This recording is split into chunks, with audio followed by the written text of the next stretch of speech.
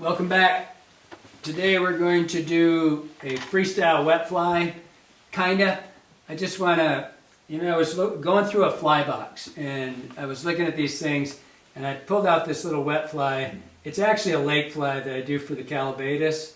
And I was looking at some of my really old flies and kind of a lot of similarities, The thing about wet flies is they're a sunk, dead wet fly. And so you build kind of the same characteristics into them, but it's kind of fun to freestyle it just a little bit. So I'm going to walk you through this one, and I'll put this up here so you can see what I want to talk about as I go. But basically, I'm going to just run through how I do my own. Because this fly, I don't know if this is a fly that everybody else has tied. I mean, I watch a lot of Davey stuff, and Davey Watton and Davey McField, both from phenomenal wet fly tyers, right? I just love their stuff. But I kind of, when you look at it, they all have kind of the same characteristics. And so I want to just kind of go through one simple and encourage you to maybe try to, if you've never tied a wet fly, they're very pretty flies, and they're super fishy. There's not a lot to them, and I want you to kind of just freestyle a little bit just to have some fun.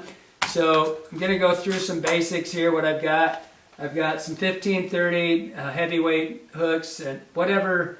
I like a 3 extra heavy hook. If I 2 or 3 extra heavy, 1 extra short, or 1 short, I mean, that's just the hook I like. And that's probably because I grew up with that. I mean, whatever hook you like. I'm going to run 12-aught copper thread on my wet flies. I usually run an orangish or a burgundy head for my own. Just again, a lot of this is just fun. It's just what you're going to, just to make something really fun to look at, and they fish well. And this is extra small. I'm going to use flat mylar on this. I'm going to rib with this too. I don't always rib these. I'll talk about that when I get there. For the body and for the tail, I'm going to use some wood duck.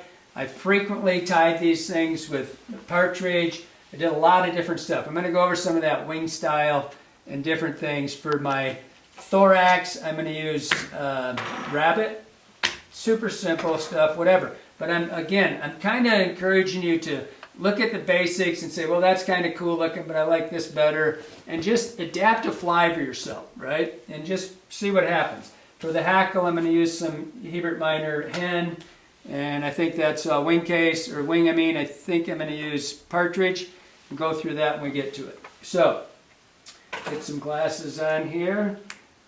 I'm going to start this, with the wet flies. When you're going to put a wing on, you're going to put a hackle, make sure you leave enough room. So I'm going to leave a little bit bigger space right there, just so I can have room to put in my hackle and my wing and still get a nicely shaped head. Lily Renzetti's going to kill me if she sees me tightening my vise again without changing it. So, I'm going to take this extra small. When I was really young, I used to fish a lot of wet flies.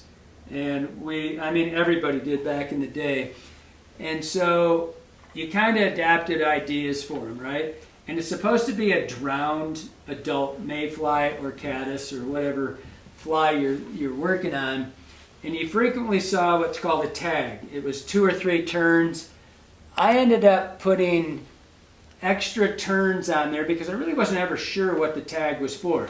If it's a drowned mayfly, it doesn't have anything shiny on its hind end. And so I just assumed it was an attractor. And so basically I just thought, well, if 2's good, maybe 3 or 4 is better. So I ended up using about 1/3 of the back of the hook for this tag. So we're going to put this tag in. I'm going to stop it about 1/3. I've gone as far as half on some of these, just depends on the fly.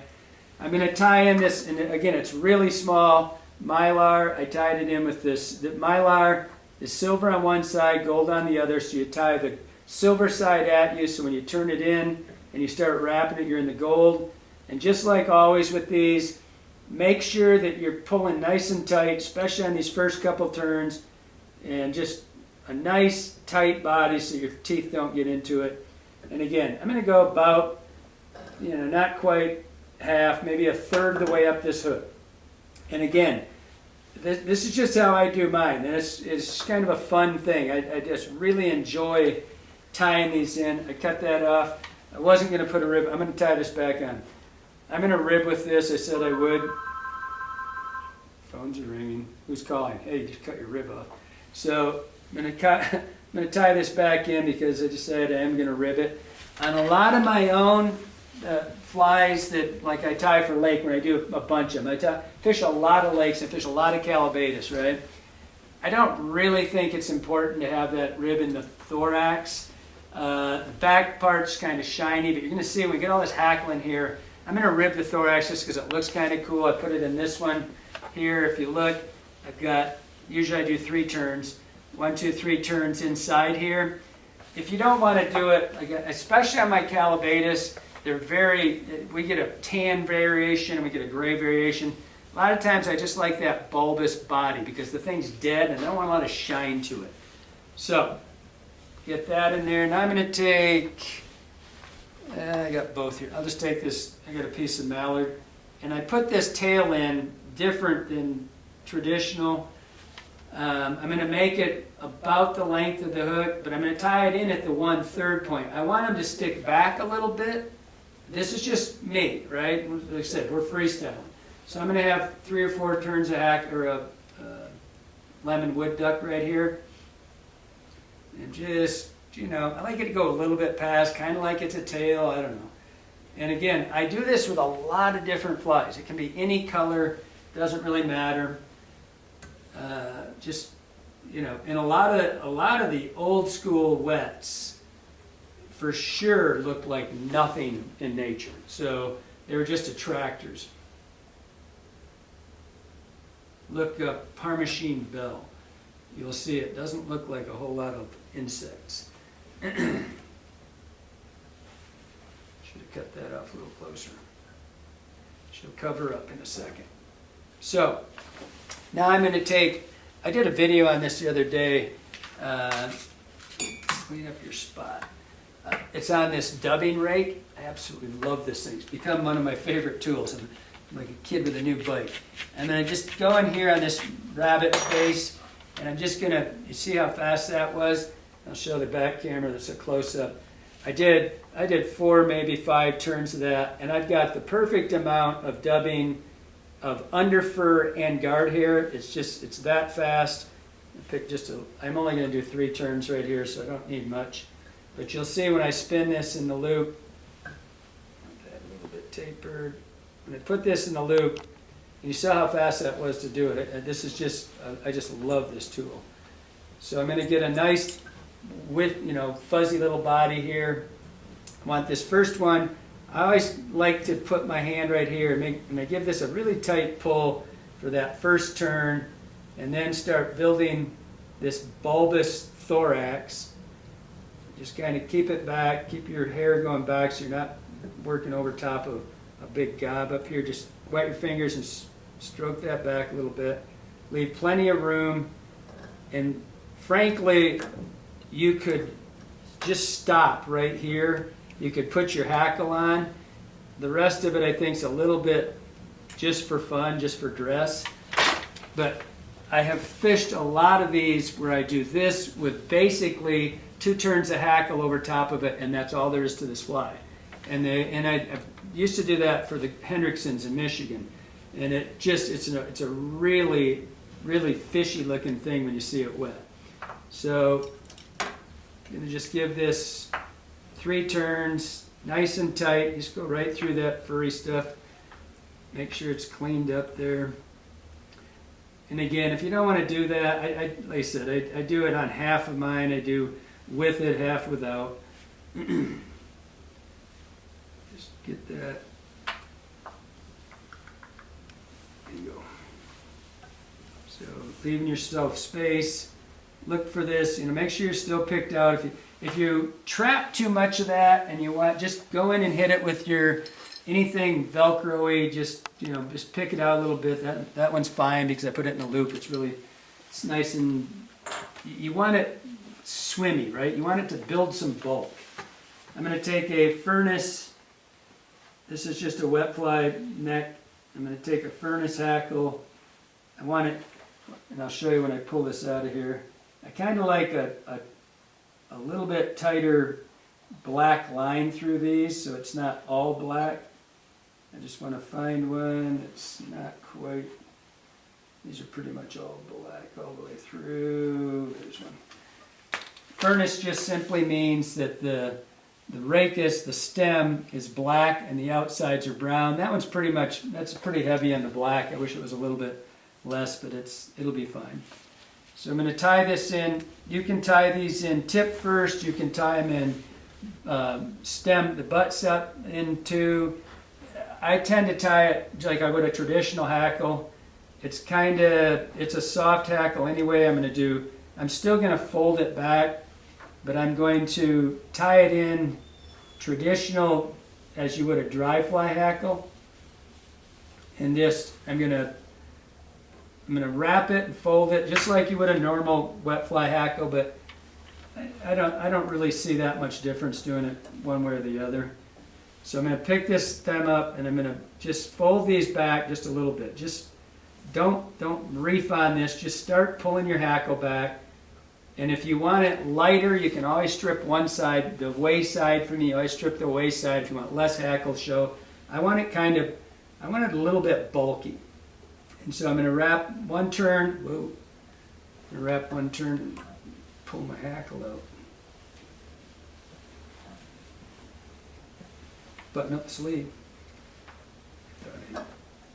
So stroke these back just so they start laying back towards the back of the hook. Try not to block that camera there. And I'm going to give it, this hackle's pretty dark, so it's going to give me a pretty good illusion of bulk of the feather, right, just because of that being dark. And I'll just stroke them back and go right to the eye. I think I did 3 turns maybe. And that's, man, I'm fumble fingering.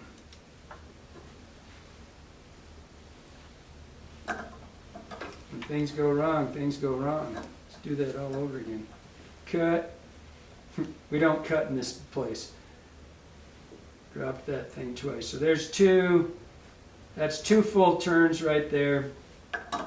Dropped my hackle twice and pulled it out. We don't cut around here.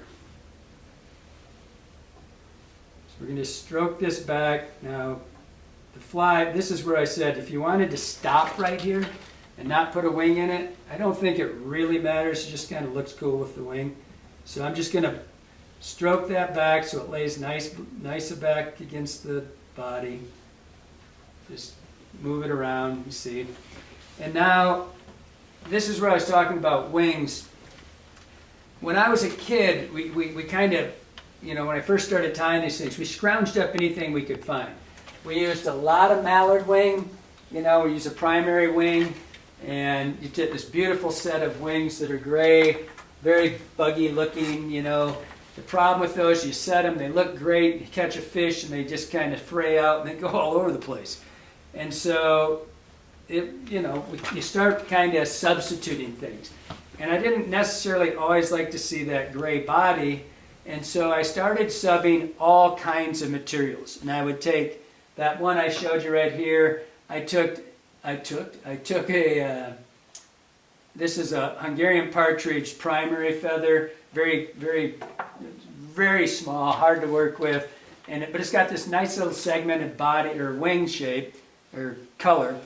And so I like that. I did a lot. Grouse, I grew up in Michigan, and it's one of the things that I hunt a lot. My dad and I hunt a lot of grouse.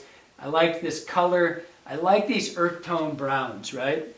So I used these a lot because they were readily available. And I want to show you a couple things that we did, just because these things end up being really mulched after you catch a fish. So, you're trying to set this wing, so you stroke everything down here and you get it, and you would take the hackle or the feather and you would be really careful and you'd fold it down, and then you'd get out and you'd fish and the same thing happens, right? The wing comes apart, never holds its shape, And so we started doing a roll technique where we simply would roll these things, cut the stems off, and we would just get them to length and we would roll them just roll it, right? Just kind of get it there, and there's always seems to be a spot where you would do this and it would end up with basically the shape of a regular folded wing. And when you tie it in, it didn't look as clean, but it worked, and it looked the same in the water. And so, just a freestyle idea. I'm not encouraging you not to practice your craft. And the other thing that we did a lot, or I did, and I don't know, and this, because I hated, where's that Hungarian? I hated taking these feathers, and especially on the coverts, the shoulders. I hated losing these really, really cool, they probably look better over there. These really cool feathers in here with the rachis being white and all these different colors in there. I hated just throwing these things away because I just didn't use them that much and for anything else. And so I started taking them and I would cut the centers out like this, right? This one's a little bit, it's got more on one side than the other. And I would take these feathers and I'd cut the tip of it out and I'd lay this feather in right over top and just, that would be my wing, right? I love this look. I absolutely, I'm going to leave it right there for a second so you can see it while I get this hair out of my face. And if you look at this, it's got this beautiful segmented body. Personally, I think this is as good a wing as you can get. I don't care what we're going to do. I'm going to fold the wing and put it on here. I don't think you can beat this look. And when it's wet, it looks just like it does with these. It'll do the same effect. And you can see it's, I probably did half of my wet flies with that style of wing. You can take any feather you want, cut the tip, you get a match set. I'll show you, one more time so when you look at that. You get a match set because you cut the tip out, the center, you just come in here right there, cut it out, and you measure them the same length, and you get a match set of wings. But the one I had there was done with, that one was done, the one I was showing earlier, this guy here, that was done with Hungarian partridge covert. This one I'm going to do with that grouse because that's kind of the one that when I was looking at the box of old ones, I had a lot of these in here. And this was I just pulled this off of this feather, straightened it out, and I'm just going to fold it in half. It's a pretty good chunk of wing because there's not much to them when you tie them in. And I'm going to tie it, I want it to go to the bend of the hook right here. Not much to it, just get over there, do a pinch, pull straight down. Your wing's fine. It's a little bit short. I'm going to lengthen that up just a touch. Give me you. That was a little short. Kind of screwed my wing up a little bit. Pinch it, pull it straight down, and there you go. So you got this nice little wing. Just secure your wing. Come in and get rid of all that stuff.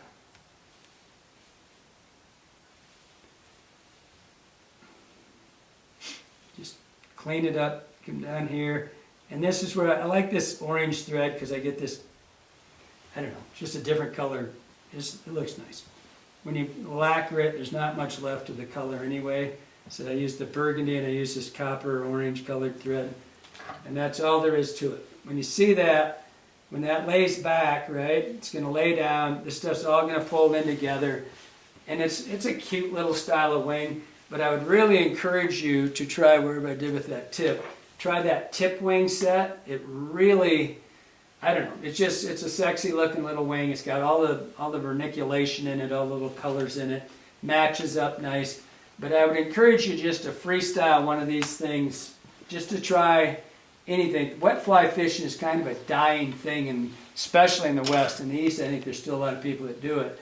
They really eat those things. You just swing them, just a soft swing with the current. Man, they really fish. Hope you liked it. Hope it helps you out.